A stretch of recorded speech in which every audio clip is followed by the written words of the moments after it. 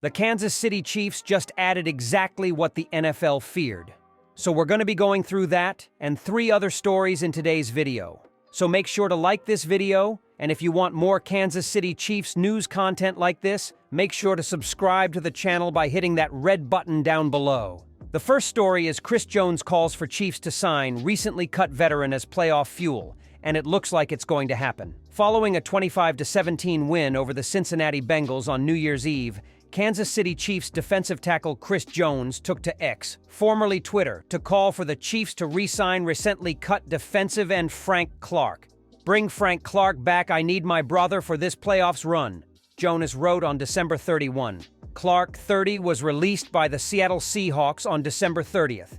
He signed with the Seahawks on October 26th, and over the following 2 months, made a minimal impact on the field. In 6 games played with Seattle, Clark registered 6 tackles, according to Pro Football Reference. Before joining Seattle, Clark played in 2 games for the Denver Broncos and recorded 2 tackles. In April 2019, the Chiefs traded a 2019 first-round pick, a 2020 second-round pick, and a swap of 2019 third-round picks to the Seahawks in exchange for Clark. During his 4 seasons with the Chiefs, Clark registered 263 tackles, 131 QB hits, 67 tackles for loss, 58.5 sacks, 14 forced fumbles, and 2 interceptions during the regular season. Yet his impact during the postseason is where he was most valuable. In 12 playoff games with the Chiefs, Clark gathered 40 total QB pressures and 23 stops, according to PFF. Clark was named a Pro Bowler 3 times during his time with Kansas City. During the 2022 regular season, Clark registered 45 total pressures in 15 games played, which was the 3rd lowest total of his 8-year career according to PFF. He also had 8 tackles for loss, 1 safety, 1 forced fumble, and 1 fumble recovery. Clark did rise to the occasion during Kansas City's Super Bowl run yet again, though. In 3 playoff games, he registered 11 total pressures and 3 tackles for loss. His playoff efforts thrust him into 3rd all-time for sacks in postseason history, 13.5, just 1.5 behind the leader. What ultimately put an end to Clark's time in Chiefs Kingdom was the finances. He had a $28.6 million cap hit in 2023, which is why the Chiefs opted to cut ties with the veteran on March 7th. The move freed up $21 million in cap space for the team to spend last offseason. The defending Super Bowl champions currently have $282 million in salary cap space, per the NFLPA's public salary cap report. If the Chiefs believe Clark has enough juice in the tank to provide a situational spark for Kansas City's offense during the playoffs, and if Clark is willing to sign a 1-year deal that the Chiefs can afford, then they should pull the trigger. Clark has a strong history of playing well in meaningful games for Kansas City, so signing him and plugging him into an already strong defensive end rotation can't hurt. If he plays well, then the Chiefs' defense gets a boost. If he doesn't play well, then he sits on the bench while the rotation reverts to what it previously was. What we do know for sure is that Kansas City's defense has been carrying the team to many wins during the backstretch of the regular season. So making a strength even stronger would be a wise strategy for the Chiefs, especially when they are set to face some of the best teams the league has to offer during the postseason. Kansas City's current defensive ends on the active roster are George Karlaftis, Charles Omenihu, Mike Danna, Felix Anudike-Uzomah, Malik Herring, and B.J. Thompson. The second story is KC Chiefs found calm amid chaos by extending AFC West streak. Over the past few years, the Kansas City Chiefs' current run with Andy Reid and Patrick Mahomes has been compared by some to the Tom Brady-era New England Patriots. While there's still plenty more work to do before they get to that level, Week 17's win over the Cincinnati Bengals inched Kansas City a bit closer. With the victory, Reid's team has captured an AFC West crown for the 8th season in a row. That broke a tie with the Los Angeles Rams of the 1970s for the 2nd longest streak in league history. The only franchise ahead of the Chiefs now? Those aforementioned Patriots who rattled off 11 consecutive AFC East titles from 2009 to 2019. Yes, the Chiefs are on record stating the obvious. This isn't the end. They want more. With that said, there are 2 reasons why this perceived mess of a season is still worth acknowledging. One is historical and one is contextual. Let's start with history. Kansas City is no stranger to making it as Reid is climbing the all-time head coaching leaderboards and Mahomes is quickly cementing himself as one of the greatest quarterbacks ever. Heck, even tight end Travis Kelce will go down as one of the 2 or 3 best at his craft. Years from now, folks will still remember this run of Chiefs football. The players, coaches, and front office are all contributing factors, helping sustain a stretch of football that's gone beyond just one person. The Chiefs' division streak isn't their only impressive feat. This is the 9th straight season in which they've made the playoffs. Only 3 other franchises have ever done that: the Indianapolis Colts, the Dallas Cowboys, and yes, those damn Patriots. Kansas City's 10th win of the year clinched its 9th consecutive season with double-digit victories. That's tied with the Peyton Manning-era Colts for the 3rd longest streak ever.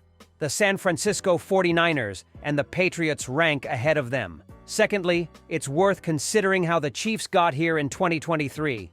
This is a different style of football compared to what many have grown to appreciate since Reid took over. For instance, a Reid and Mahomes-led offense ranks 9th in yards and 12th in scoring through 16 games. Those are pretty easily the team's worst rankings since the very year the streak started with Alex Smith under center, 2016. On the other side of the ball, Steve Spagnuolo's defense is a top 3 unit in points and yards allowed. Those are some of the best rankings in franchise history and, again, stand out compared to the rest of Reid's successful teams in Kansas City. Their second to worst turnover differential is, you get the point.